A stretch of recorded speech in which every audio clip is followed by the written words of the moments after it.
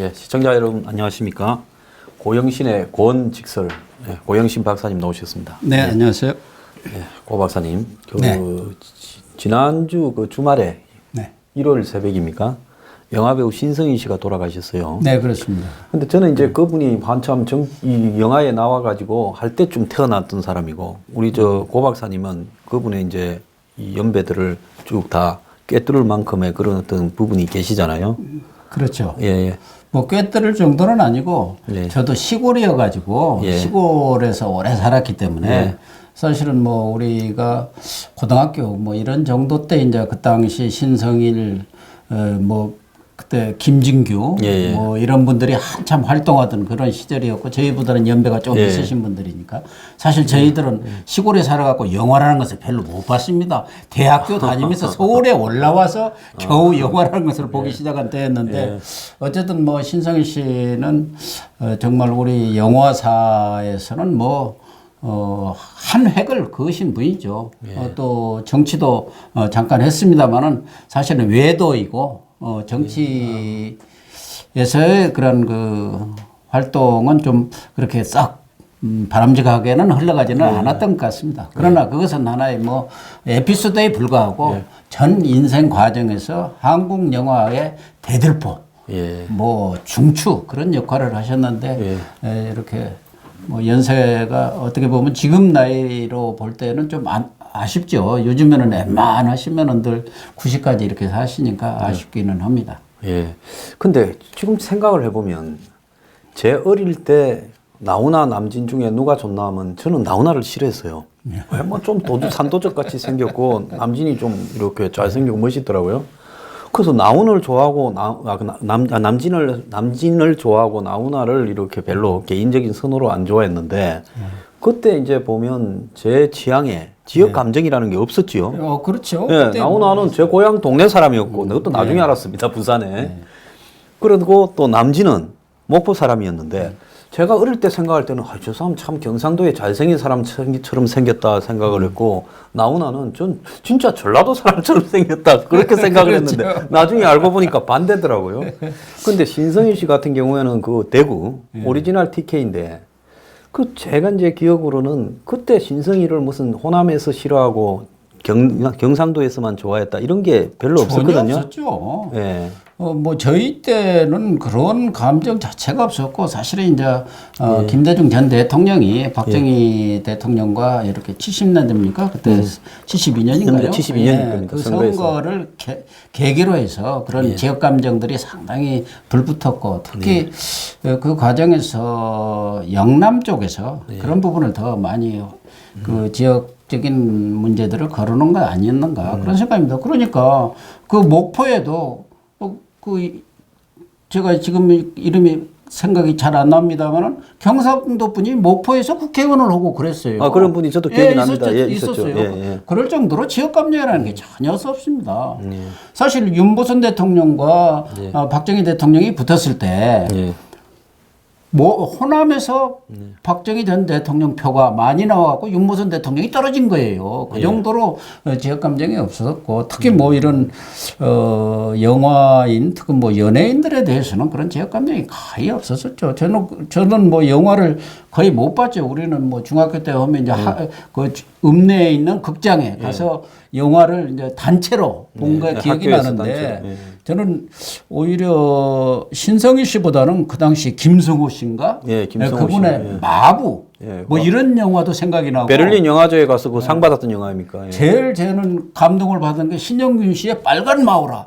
야, 그래갖고 저는 그때 그때 이제 공사인데 지금 생각하면은 군에 가서 내가 뭐 한번 해야겠다 저렇게 멋진 사람이 돼야겠다 해갖고 고등학교 다닐 때 육사도 사실은 가려고 생각을 했었습니다. 그 당시 뭐 워낙 집안도 어렵고 대학을 갈 형편도 못 돼갖고 육사를 한번 가볼까 해서 우리 동기들이 그때 한 10여 명 정도가 육사를 가가지고 장군이 다 됐었습니다. 아, 그때 가셨으면 장군 되셨을 건데. 그렇죠. 별은 달하지 않았겠습니까? 신성인 씨 그 형님이 그 빨간 마우라 주인공이다. 그리고 그분이 공군 대령으로 실제 파일로트로 예, 제대를 하셨죠. 그런 형님이 있던.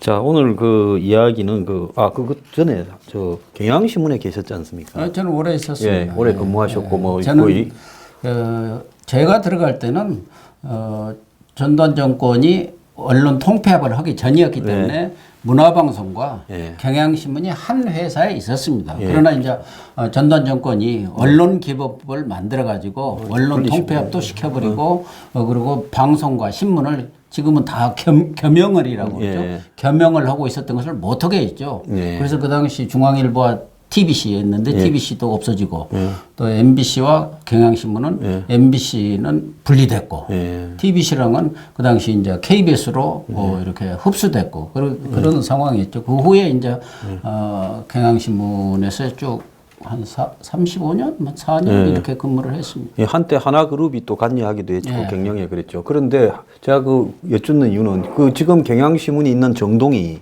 그 옛날에 MBC 방송사였죠, 그죠? 저 MBC가 여의도로 가기 전에 지금 또 상암동으로 가고 뭐 일산으로 갔지만 거기가 원래 방송 MBC사인데 거기에 2000년대 초에 스타6 정동이라고 극장이 그때 생겼던 적이 기억이 나요. 예, 그렇습니다. 이제 거기에 MBC만 있었던 게 아니고 지금 그 본관 그거에 이제 MBC고 그 뒤쪽에 경향신문이 있었습니다. 그래서 그 전체가 이제 주식회사 문화방송 경향신문으로 있었고 그러면서 이제 분리가 되면서 전두환 정권의 언기법에 언론기본법에 따라서 분리되면서 MBC는 여의도로 사옥을 지어 나갔고 그 사옥과 대지를 경향신문이 그대로 물려받았는데 지금도 아마 제가 있을 때도 마찬가지인데 지금도 경향신문 큰 그 본체 사옥이 있는 그 핵심 땅이 한 800평 됩니다. 그 땅은 지금도 정수장학회 소속으로 되어 있습니다. 그래서 정수장학회한테 임대료를 내고 지금도 그게 있었고 그러고 나서 경향신문과 MBC가 분리가 되면서 뭐 잘 아시다시피 경향신문은 요즘 말로 그때도 그랬습니다만 친여 언론을 했었죠. 근데 신문이라는 게 그렇게 썩 경영 상태가 좋지는 않았었습니다. 그리고 MBC가 이제 여의도로 빠져나가면서 MBC에서 큰 스튜디오들 있지 않습니까? 방송사들. 그건 다른 용도로 쓰기도 어렵죠. 넣고 그러니까 천장도 넣고. 그 스튜디오를 극장으로 개조해가지고 수익도 창출할 겸해서 극장으로 개조해서 그때 스타6라는 극장이 있었는데 제가 나왔을 때는 이제 그때도 많이 지금은 어떻게 됐는지는 모르겠어요. 문 닫았어요. 안 하면 이제 걱정 안 하면. 문 닫았을 것 같아요. 사실은 그래서 그때 이제 경향신문하고 MBC가 분리가 되고 그 후에 하나 그룹에서 일부 운영을 몇 년 하다가 손을 떼고 그러면서 사실은 주인이 없어진 경향신문이 됐었습니다. 그 이전까지는 소위 말해서 친여지로서의 역할을 했었죠. 그때 제가 사실은 오늘날 경향신문의 어떤 그 진보적인 노선이랄까 정론지로서의 그러한 원상해 보실 것은 접니다. 제가 그때 이제 주인이 없는 그런 상태에서 사원 지주 회사를 만들었습니다. 과거 같으면 뭐 권력이 가졌다든지 재벌이 가졌다든지 서울신문도 나중에 그 비슷한 경로로 갔죠. 우리를 따라서 이제 서울신문도 그런 길로 갔습니다만은 우리가 이제는 주인도 없는 이런 상황 속에서 사원 모두가 주인이 되자.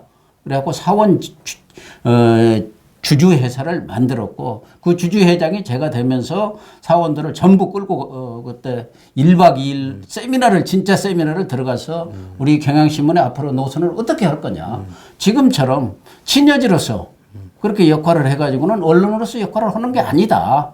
제가 그 친여지를 하면서 많은 어려움들을 겪었고 개인적으로서 뭐 자존감이라든가 그것을 떠나서도 아주 경영적으로도 어려운 데다가 권력에 그럼 뭐 어떻게 보면 신여 앞잡이 노릇으로 언론이 해가지고 언론의 역할을 할 수가 있겠느냐.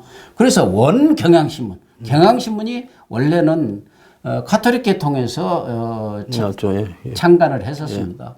그래서 정론지로 비판 언론으로 권력을 견제하고 감시하는 언론으로 돌아가자 해가지고 그때 방향 설정을 개혁적 진보 언론으로 방향 설정을 하고 지금까지 그 언론의 성격, 신문의 성격이 그때 제가 만들어 놓은 그 노선에 지금까지도 이어지고 있지 않나 그렇게 생각을 합니다. 그런데 이제 문정권 들어와서 이래 보면 그렇게 해서 이제 독립된 언론이 그 뭐 진보적이라는 색깔은 있을 수 있겠죠. 보수적이나. 그런데 이제 그것이 그때 당시에 친여적이 싫어서 진보가 됐으면 지금도 친여면 안 되는데 지금 사실은 대한민국의 이 문정권에 이제 가는 부분에 대해서 언론들이 너무 정권 편을 많이 들고 있다라는 게 확연하게 보이는 부분도 있어요.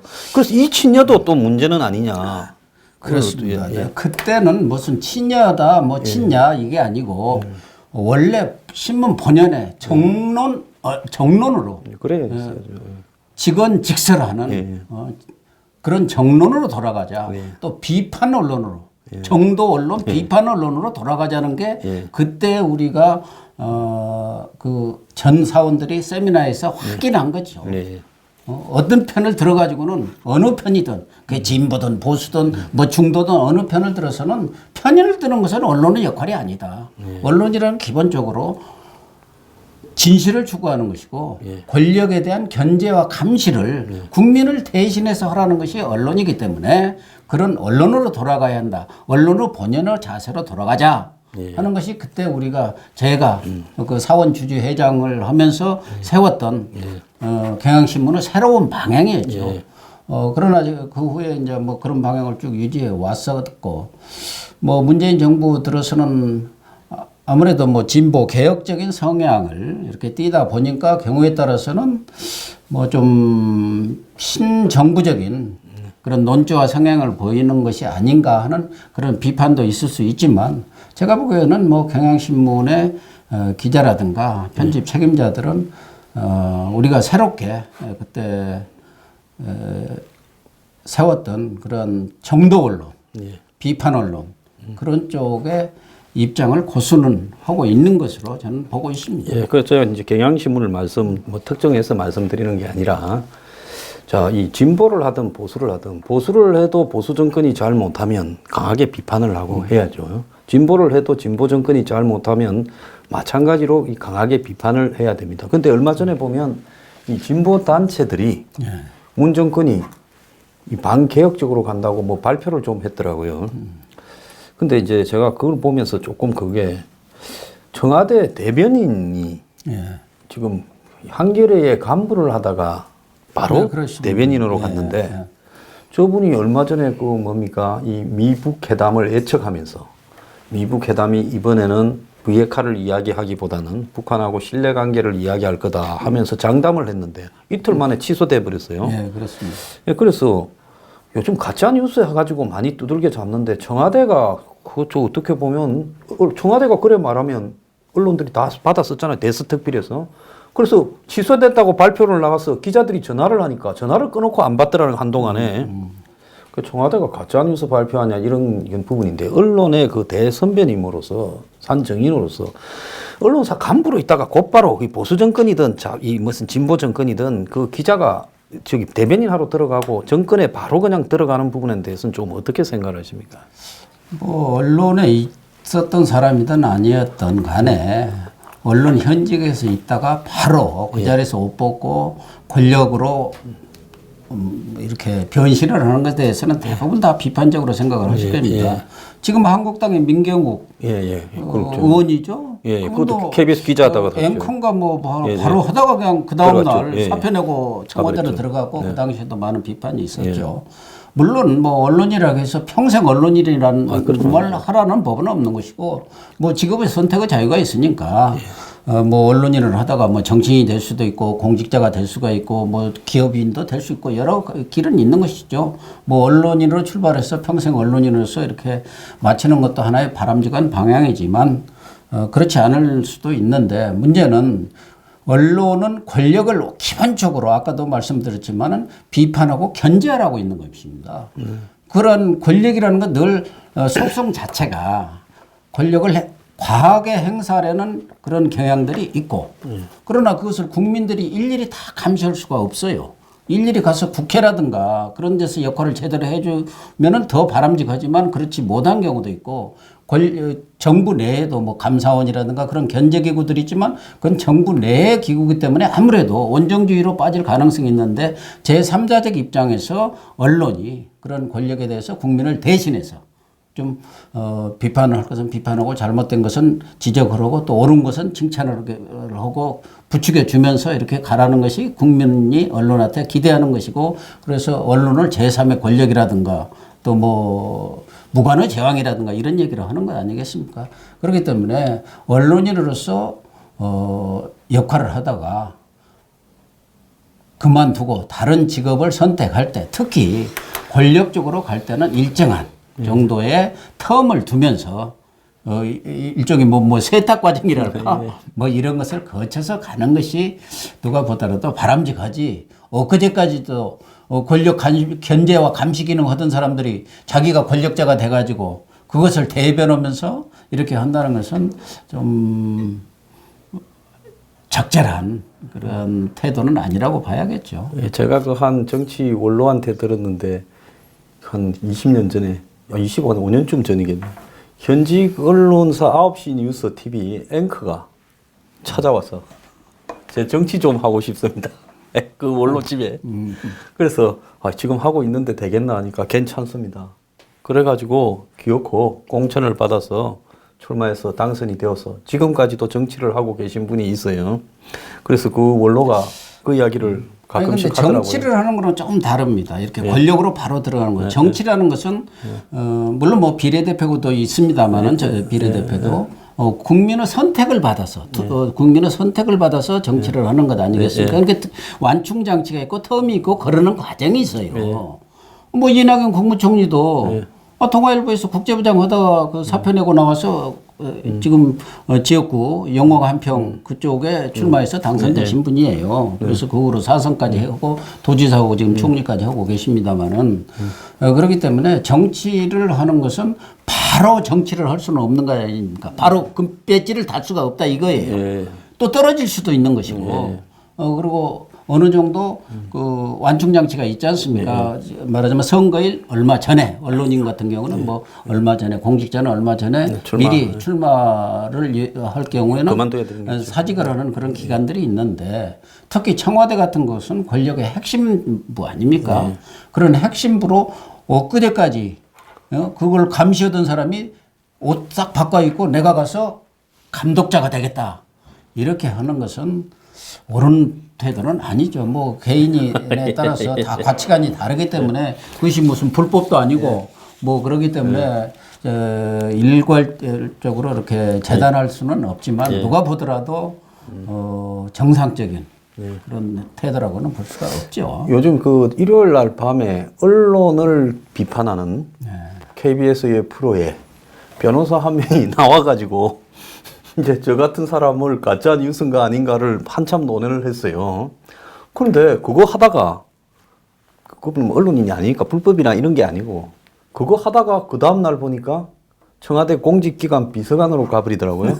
그래서 내가 참 저 사람은 좀 두꺼워야 출세도 하는갑다 이런 생각은 했었습니다. 네, 지금도 뭐 가짜뉴스 이걸 뭐 단속을 하네 뭐 특위를 만드네 하는데 기본적으로 유언비어나 가짜뉴스 이것은 하나는 커뮤니케이션, 소통이 제대로 안 되는 것이고 기존의 언론이 그런 역할을 제대로 못할 때 그런 유언비라든가 가짜뉴스가 나오는 겁니다. 물론 지금 최근에 돌고 이렇게 나타나고 있는 여러 가지 현상 중에 가짜뉴스는 좀 다른 성격도 많아요. 일부러 만들어내는 과거에 권위주의 시절에 그런 유비통신이라든가 대자보라든가 이런 것은 정상적인 언로가 트이지 않은 상태에서 나옵니다만은 지금은 뭐 그런 언로가 트이지 않았다고는 할 수가 없기 때문에 여러 가지 어떤 목적과 의도를 가지고 가짜 뉴스를 만들어내는 경우가 있기 때문에 그런 경우는 뭐 법에 따라서 얼마든지 지금도 법적으로 처벌할 수 있지 않습니까? 형법이라든가 다 처벌할 수 있습니다. 민법에 따라서 뭐 손해배상도 청구할 수 있고 그런데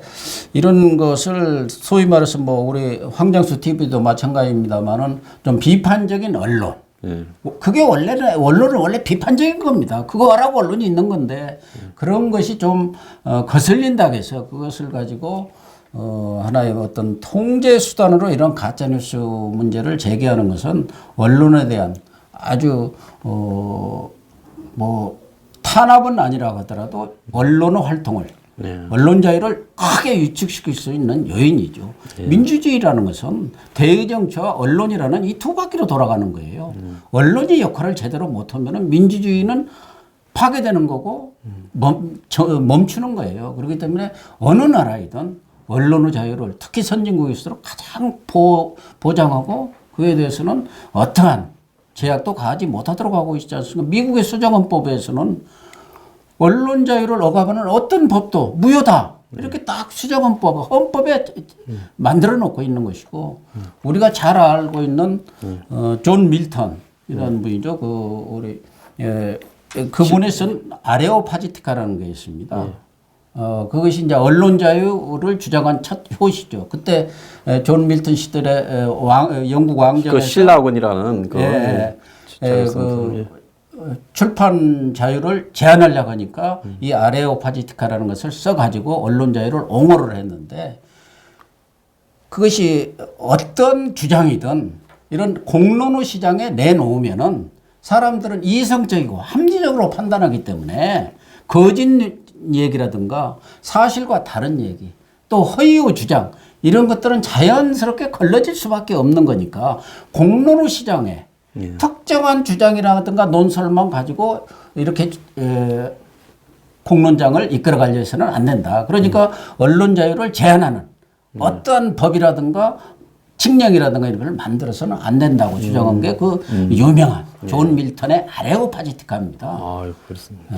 그런 정신이 지금 소위 말해서 선진국 선진 언론의 가장 기본적인 정신이고 그 정신이 바로 미국 수정헌법에 그대로 반영되어 있는 것이죠. 예, 그 어제인가 보면 트럼프 미국 대통령이 기자회견을 하다가 CNN 기자하고 싸워가지고 당신 말하지 마 뭐 이렇게 하니까 또 인턴이 와서 마이크를 뺏으려다가 그렇게 이렇게 손으로 서로 좀 밀었다고 출입 정지를 시켰다가 백악관 지금 미국이 난리가 나버렸어요. 그러면요. 그 난리가 났는데 그 이제 그 이야기를 지금 여야당을 오늘 조금 한번 이야기를 좀 해볼 필요가 있다. 이 정치 이야기를 이 고 박사님이 많이 아시니까요. 왜 그런가 하면 정치나 정당이 활성화가 되어야 이게 그렇죠. 정상적으로 그 나라의 정치 구조가 돌아가고 그래서 정당이 이 국회가 활성화되어야 그래야 이제 여당이든 야당이든 한마디로 행정부와 청와대를 또 견제와 균형을 맞추는 부분이라 보는데 요즘 정치가 여야 간에 너무 다 왜소해져 버린 것 같습니다. 여당은 여당대로 왜소해져 버리고 과거에 자신들이 야당일 때 한국당을 보고 그때는 이제 새누리당이겠죠. 여의도 출장소라 했는데 지금은 출장소가 아니라 막 여의도 화장실 정도로 행동하는 것 같아요. 그러고 또 한국당은 지금 주방장하고 홀 서빙하는 사람 둘이서 주인들은 다 손 놓고 뒤로 빠졌고 주방장이 홀 서빙 보고 너 해고다 이러고 홀 서빙은 네가 무슨 길 가다가 개나 소나 다 만난다 하고 둘이 이러고 앉았어요. 그게 참 무서운 건데 먼저 이제 일부에서 여건부터 좀 이야기를 하고 있는데 최근에 이해찬 대표가 저는 이해찬 대표에 대해서 옛날에도 뭐 제가 정치 잠깐 몸 담고 있을 때 알던 사이고 또 그분에 대해서 여러 가지를 조금은 알고 있는데 만만찮은 사람이라고 보고 있습니다. 아, 그렇죠. 고단수죠. 예, 고단수고 사람들은 흔히 성격이 욱하고 버럭하고 가끔씩 뭐 고함 지르고 뭐 갑질했다 이런 걸로만 생각하는데 사실은 그 정도의 그 성격이 그런 이상의 한 수가 있는 사람이라고 보고 있습니다. 그러니까 이번에 사실상으로 여당에서 대표가 되기를 청와대에서는 부담스러워 했는데도 불구하고 기어코 나서가지고 청와대가 미는 사람들을 다 이렇게 제끼고 결국은 대표 자리를 차지했잖아요. 예, 그렇죠. 예. 이해찬 대표는 뭐 잘 아시다시피 김대중 전 대통령이 발탁한 사람이죠. 세피 수혈 차원에서 발탁을 했고 그분이 탁월한 정책 능력을 보였습니다. 그래서 아마 소장 시절에 정책위의장을 했어요. 그랬을 아마 겁니다. 예. 재선인가 할 때 정책위의장을 시켰고 김대중 대통령과 중간에 좀 어긋난 적도 있었는데 그래가 잠깐 탈당했다가도 또 그럼에도 들어왔죠. 불구하고 다시 공천을 주어가지고 키울 정도로 김대중 대통령이 총애를 했던 분인데 뭐 김대중 대통령이 총애를 했다는 걸 얘기하는 게 아니고 김대중 대통령이 보는 안목들이 사람을 보는 안목이 아주 탁월하십니다. 지금 뭐 이낙연 총리라든가 이런 분들 다 지금 뭐 문희상 국회의장을 비롯해서 이 사실 기본적으로 뭐 친문이다 어찌다 친노다 하는 분들의 핵심적인 인물들은 다 김대중 대통령이 키웠던 분들, 발탁했던 분들 아닙니까? 뭐 방금도 말씀하셨지만 이해찬 대표가 성격이 좀 뭐랄까 독특하신 분이죠. 개성이 강하다 할까 좋은 말로 말씀은 그러다 보니까 좀 이렇게 원만한 성격이 못 돼서 부딪히는 경우가 많아서 핏대 총리다 뭐 이런 얘기까지도 들었고 그랬습니다만은 노무현 대통령 시절에도 진짜 책임 총리, 실세 총리를 하신 분입니다. 아마 실세 총리라고 제가 생각하는 것은 JP가 과거에 좀 DJ 시대에도 총리할 때 실세 총리를 했고 나머지는 다 대독 총리들 뭐 의전 총리였지만 이해찬 총리 시절에 노무현 대통령 시절에 실세 총리를 해서 정말 장악력도 있고 또 뭐 교육부총리도 하셨지 않습니까? 그런 정도로 상당한 정치력뿐만 아니라 정책 능력 또 앞을 보는 내다보는 그런 어떤 정치적 통찰력이랄까 이런 것을 갖추신 분이죠. 그래서 지난번 김종인 비대위원장 시절에 더불어민주당 시절에 공천 탈락까지 했지 않습니까? 그것은 뭐 제가 볼 때는 뭐 김종인 비대위원장의 생각도 있었겠지만 문 대통령이 공천 주지 말아야 거 아닙니까? 예. 그 당시 이제 후보였던 문 대통령의 뜻도 반영이 되지 않았겠나. 그럼에도 불구하고 또 당선이 되어 왔어요. 무소속으로 살아와가. 과거에 김상현 돌아가신 뭐 김상현 전 의원이 계십니다만은 그분이 DJ가 공천을 안 주니까 내가 기어서라도 뭐 당선돼 오겠다 해서 광주로 내려간 적도 있고 그랬었는데 그 후에 당선도 됐습니다만 어쨌든 그랬고 지난번 대표 선임 과정에서도 뭐 알려지기는 그 당시 이제 김진표 의원 또 송영길 의원 그 3파전 아니었습니까? 그러나 청와대 의중은 이 정부 출범 이후 정책기획위원장 과거 같으면 취임준비위원장 인수위원장 역할을 했던 김진표 의원 쪽에 좀 기울어져 있었던 것 같고 그래서 아마 이해찬, 송영길 두 의원은 상당히 견제를 받았음에도 불구하고 꿋꿋하게 또 당 대표가 되셨지 않습니까? 그래서 지금 목소리를 좀 낮추고 계세요. 아무래도 집권 초고 노예에서 그런 것 같아요. 제가 볼 때 이 목소리를 낮출 성격이 아닌데 굉장히 목소리를 낮추고 있는데 전략가라니까요. 노예한 것 같아요. 뭐 정책동도 되지만 DJ가 인정하는 아주 정치 전략가죠. 그렇기 때문에 특히 이제 유시민 전 의원 요즘은 작가라고 그러대요. 본인 스스로 책을 많이 쓰니까 우리는 흔히 작가 하면 무슨 소설 쓰는 분들을 얘기하는데 본인은 이제 일반 교양 서적을 많이 쓰니까 그것도 사실은 작가죠. 작가라고 하는데 유시민 전 의원을 노무현 재단 이사장으로 딱 앉힌 것은 벌써 이해찬 대표가 신모 원리화에 한 수를 크게 지금 놓은 것 아니냐 이렇게 보고 있는데 어쨌든 말씀하신 대로 이해찬 대표가 지금 목소리를 낮추고 있습니다. 사실은 목소리를 벌써 냈어야 하는데 많은 사람들이 이해찬 대표 어디가 있는 거야? 그 사람 요새 뭐고 있나? 뭐 이런 얘기가 나올 정도인데 이해찬 대표는 아마 전략적으로 지금 목소리를 낮추고 있을 겁니다. 우선 뭐 대표가 된 지가 그렇게 오래지 않은 아직은 당내 확고한 자기 세력을 구축을 좀 못한 측면도 있겠지만 지금 문재인 대통령이 좀 경제적인 문제라든가 이런 부분에서도 좀 어려움에 직면해 있고 또 하나는 남북관계도 좀 적극적으로 풀어가는 상황이기 때문에 당장은 문재인 대통령한테 힘을 실어주는 것이 또 뭐 집권당의 대표로서 당연히 해야 할 일이지만 힘을 실어주는 것이 옳은 방향이고 전략적으로도 옳다. 그러나 제가 볼 때는 이제 뭐 내년 봄쯤 또 청와대라든가 내각 개편이 크게 있을 가능성이 있고, 지금 같은 경제 상황이 계속된다든가 또 남북 관계가 제대로 풀리지 않을 경우 이해찬 대표 본 목소리가 진짜 목소리가 나오면서 전국을 상당히 주도적으로 끌어가지 않겠나. 그래서 지금은 좀 자제를 하면서 상황을 우리 흔한 말로 애주시하고 계시는 걸로. 그걸 제가 참 무서운 사람이다라고 생각이 드는 게, 사람은 자기 본성을 그 이솝우화에도 나오지 않습니까? 개구리와 이 정갈, 강을 건너는데 좀 태워주라 하니까 정갈이 개구리가 그러면 네가 날 물면 내 죽는데 하니까, 나도 죽는데 어떻게 널 물겠냐. 그러니까 둘이 이렇게 타고 강을 건너는데 다 왔다 하니까 정갈이 좋다고 야호하다가 개구리를 물어버려가지고 둘 다 죽었다 하고, 하나는 빠져 죽고 하나는 물려 죽고. 그게 이제 본성에 대한 이야기인데, 본성이 성격이 한국에서 뭐 두 번째가 라면 서러울 정도로 강한 사람인데 이걸 지금 참고 있어요. 누르고. 그래서 참 무섭다 이런 생각이 드는데. 저도 그 한 말씀 더 붙이면은 사실은 이해찬 대표가 잘 참고 있는 겁니다. 누가 보더라도 지금 목소리를 내면은 어쨌든 이해찬 대표가 총리 시절에 문재인 대통령은 수석을 했습니다. 그게 뭐 실장도 했습니다만. 그래서 불때 문실장이라고 부른다. 급수로 문실장. 따지면은 한참 아래죠. 사실은 뭐 옛날 뭐 이 얘기는 총리 시절에 문을 열어줬다는 거 아닙니까? 뭐 그게 사실인지 어쩐지는 모르겠어요. 그러고도 그럴 수도 있지 않습니까? 수석이라든가 청와대 총리 오면 문도 열어주고. 그렇죠. 수석이야 차관급이니까.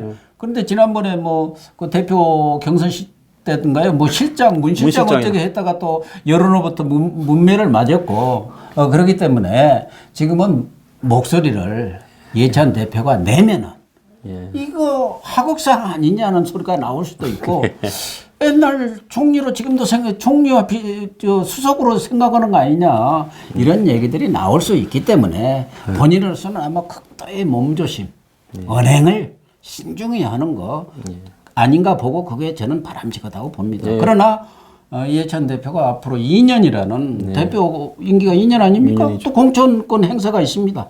내년에. 내후년에 이제 선거를 앞두면 내년부터는 본격적으로 들어가고, 그렇죠. 이제 그 앞서서 그런 문제, 이제 공천권 행사 문제라든가. 다음 총선에 공천권까지도 본인이 다 하고 임기가 그렇게 돼 있더라고요. 그러니까 그런 공천권 행사 문제, 그다음에 차기의 주자 후보, 말하자면 자기 대권 후보, 이런 문제들이 본격적으로 제기가 될 때, 그때는 이해찬의 실력, 경륜, 정치력 이런 것들이 본격적으로 발휘되지 않겠나 그렇게 보입니다. 근데 지금 하나 묘한 게, 얼마 전에 이재명 경기지사에 대해서 참 희한하게 과거에 지금 이 한국의 이 진보 좌파 진영이 집권을 했을 때 과연 경기도지사이자 유력 대선 후보인 사람의 이렇게 집요하게 수사가 진행이 될 수 있냐. 물론 그분이 뭐 잘못한 것도 있고 또 여러 가지 처신의 문제도 많은데요. 그래도 보통 보면 같은 편끼리는 털어주는데 집요하게 조사를 당하고 있어요. 그래서 이제 이분이 얼마 전에 뭐라고 했는가 하면, 박근혜 이명박 정권 때도 내가 이래 단당했다. 이제 이런 이야기까지 하면서 경찰을 고발을 하려니까 이해찬 대표가 이렇게 말렸다. 그래서 이제 고발을 안 한다 이랬는데, 지금 이 이재명 의원에 대해서도 상당히 우호적으로 관리를 하고 있다 그러고, 또 한때 유력 대선 주자로 꼽히기도 했던 김두관 의원, 지금 김포에 자리 잡고 있지 않습니까? 김두관 의원도 또 가까이 지금 하고 있다고 하고, 김부겸 장관도 가까이 하고 있다고. 그러면 김부겸 장관 같은 경우에는 지난번에 그만두고 당 대표로 나가고 싶었는데 청와대에서 그만두라 말을 안 해가지고 대표로 못 나갔다고 하는 이야기도 지금 한간에 많거든요. 그래서 친문이라고 볼 수 없는 유력 대선 후보군을 전부 밑으로 두고 있어요. 그런데 그 사람들이 왜 좀 이 언덕 뒤에 가서 숨어야 되는가 하면, 그냥 어느 날 밑으로 날아가 버리는 걸 보면서, 이것도 참 드문 일이었어요. 여성이 한 명 나와서 바로 날려버리는 가장 유력한 대선 주자를 야권도 아니고, 야권 같으면 그럴 수 있죠. 그다음에 이등인 지난번에 뭐 여권으로서는 이 정치적 돌파력이 제일 뛰어난다라고 보이는 이재명 이 사람도 지금 누더기가 만신창이가 됐죠. 그런데 이제 이해찬 대표가 뒤로 싹 이렇게 챙기고 있는 것 같아요. 대신 뭐라고 했겠습니까? 이제 더 이상은 없도록 할 거니까 네가 고발은 좀 하지 마라. 뭐 이리 됐으니까 수긍을 하지 않았겠냐 보여요. 그 성격에. 그래서 지금 보면 친문 핵심이라고 할 수 있는 사람만 빼고 나머지는 자기 등 뒤로 다 모으고 그 사람들에다 더해가지고 정치에 은퇴했다라는 유시민을 지금 이사장으로 재단 이사장으로 노무현 재단에 갖다 놨는데 유시민이 간 것은 언젠가는 이해찬이 유시민이란 카드를 또 던지면서 이해찬의 그런 노예한 돌파력이나 정치력과 유시민의 대중성들을 가지고 또 일을 한번 치르려고 하는 거 아니냐. 그리고 또 거기에 대한 여러 가지 장치로서 유력 대선 후보군을 죄다 뒤로 모았다. 그러면 반대 진영에 보면 청와대의 임종석 실장이 좀 욕심이 있다거나 이낙연 총리가 지금 뭐 꼽히고 있는데 대중성으로. 그러니까 그쪽 빼놓고는 나머지는 자기 등 뒤로 다 모아놓은 것 같아요. 좀 어떻게 보십니까? 기본적으로 지금 이제 뭐 친노냐 친문이냐 지금은 다 친문이고 범친문 이렇게 얘기합니다만은 이해찬 대표 같은 경우는 지금 야당사를 보면은 쭉 열린우리당이 생기기 전부터 쭉 야당의 맥을 이어왔고 그 다음에 이제 그 마지막에 당 대표를 하신 분이 아마 그 당시 지금 손학규 바른미래당 대표가 마지막 그 열린우리당 생기기 전에 당 대표를 하신 것 같은데 그때 말하자면은 요 오세훈 시장이 물러나면서 진보 세력들 혁신과 통합이라는 것을 만들어 가지고 그 친노들이 다시 정차로 들어왔죠. 그때 손학규 대표가 손을 잡았습니다. 손을 잡고 그 당시는 손학규 대표가 제가 볼 때는 별거 아니라 생각하고 받았겠죠.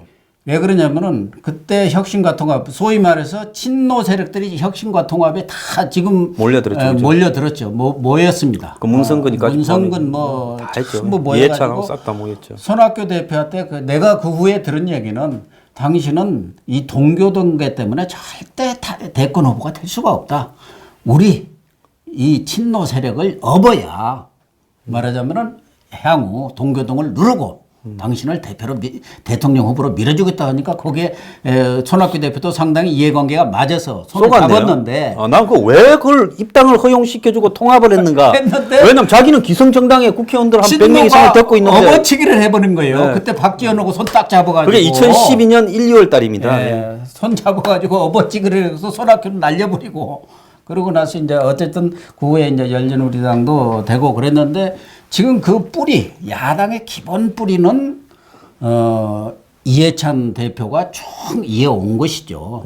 DJ, 그 이전부터, 이제 DJ 때부터 따져본다 한다면은. 그렇기 때문에 지금 말하는 모든 상당수 정치인들은 이해찬의 기본 그늘에 있었던 것이고, 그 후에 이제 더불어민주당을 지나서 사실은 지금 뭐 문재인 대통령도 원래 정치를 하시려는 게 아니었지 않습니까? 이해찬 대표도 그때 대선 후보에 나왔다가 졌잖아요.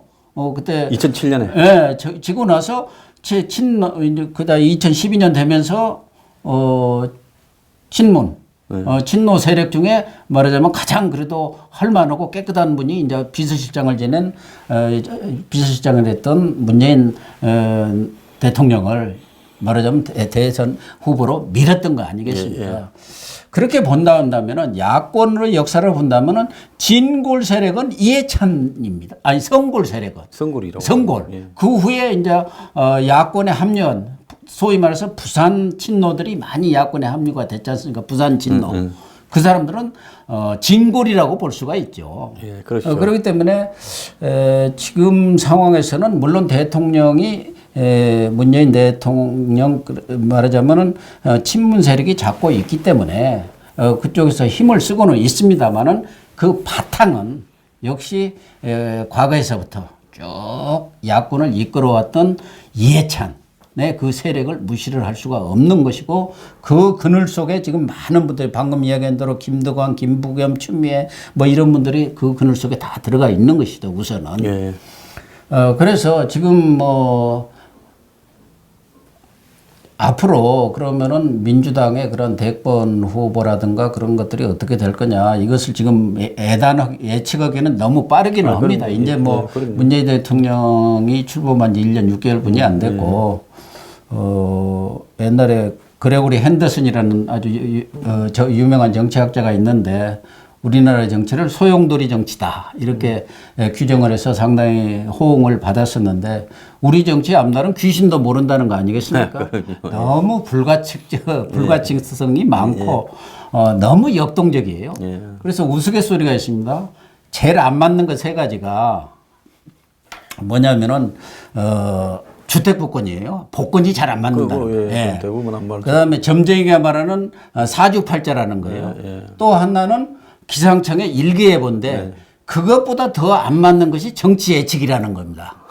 이 세 가지가 제일 안 맞는 건데 그것보다 더 잘 안 맞는 것이 정치 예측이라는데 그래도 우리가 정치 평론을 하고 정치를 오래 봐왔기 때문에 예측을 해본다면은 지금 뭐 친문 세력으로 볼 수 있는 게 크게 보면은 이제 친문이라고 할 수 있는 게 방금 말씀하신 임종석 지금 비서실장 또 한 분은 이해찬 대표가 지금 한 수를 놓은 아까도 내가 얘기했습니다만 멀리 내다보고 한 수는 유시민 이런 분은 이제 친문이라고 볼 수가 있고 범친문 지금은 뭐 비문이라는 게 없습니다. 비주류 주류 비주류가 없어졌지 않습니까? 국민당으로 이렇게 싹 나와버리면서 예전에 국민당으로 그러나 이쪽에 설 수 있는 분들이 이제 이낙연 총리 또 김두관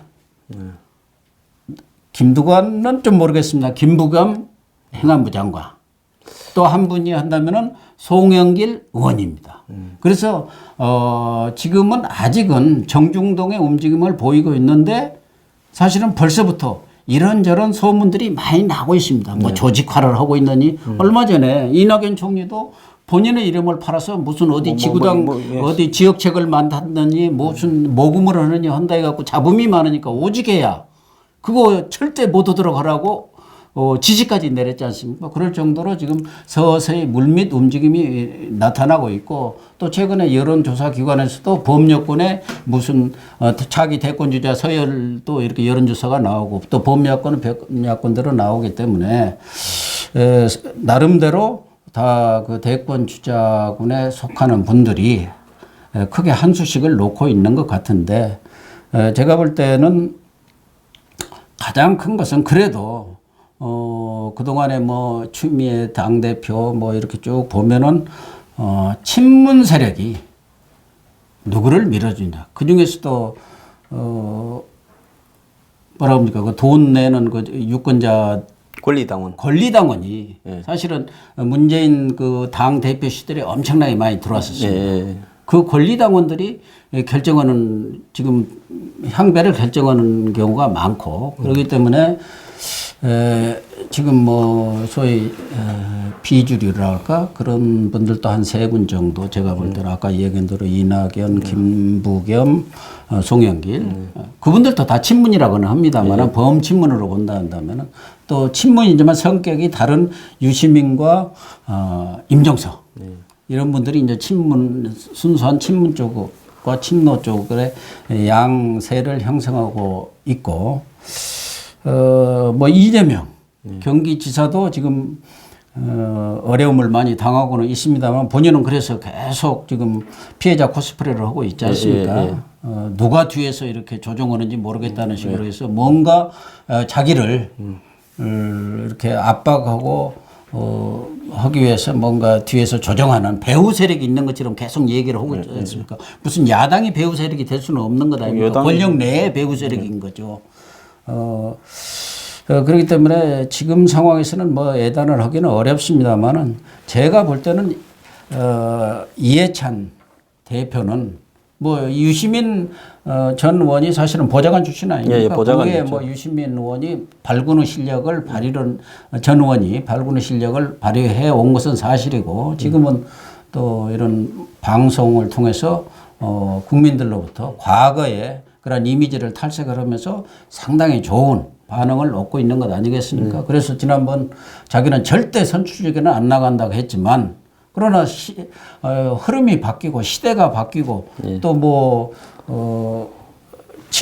친노 세력들이 강철 같은 대우로 예. 밀면은 그때 또 모른 체 하고 나갈 수 있는 그렇겠죠. 가능성이 많기 알겠습니다. 때문에 예. 아마 이해찬 대표는 임종석 비서실장이 상당히 말하자면 큰 꿈을 가지고 움직이고 있는 것으로 판단했기 때문에 그에 대한 어떤 그 적수랄까 아니면 뭐 카운터 파트랄까 어쨌든 또 여권 내에서도 서로 그런 경쟁 관계가 되어야 또 국민들도 관심을 끌기 때문에 그런 차원에서 한 수를 놓은 것 같고 그러나 뭐 제가 볼 때는 이낙연 뭐 또 김부겸 송영길 이런 분들도 지금 뭐 이낙연 총리가 여론조사상은 1위를 나옵니다만은 저는 그것은 뭐 지지율이라기보다는 인지도 아니겠느냐. 총리 프리미엄이겠죠. 인지도. 총리니까 안다 그런 얘기지. 과거에도 뭐 총리 고건 총리라든가 반기문 유엔 사무총장이라든가 인기는 상당히 높았습니다만은 그것이 이제 필드에 나와서 본격적인 대권 경쟁에 들어가면은 언제 어떻게 될지 모르는 거품이거든요.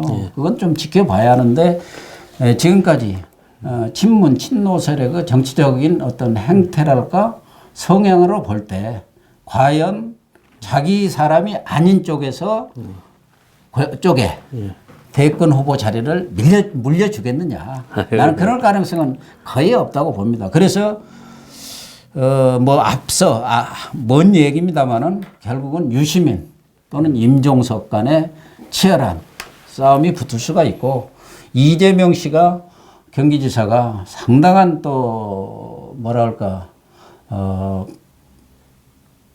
그 투쟁력이 있기 때문에 지금의 본인이 말하는 이 핍박에서 벗어나서 뭔가 테이크오버 할 수 있는 계기가 있다면 그 경쟁에 끼어들 수 있다. 저도 그렇다고 봅니다. 왜냐하면 지금까지 살아남아 있는 거 보니까요. 그것도 대단한 것 같아요. 그런데 이제 일부를 마쳐야 됩니다. 근데 오늘 이제 여론조사가 54%가 나왔어요. 갤럽에.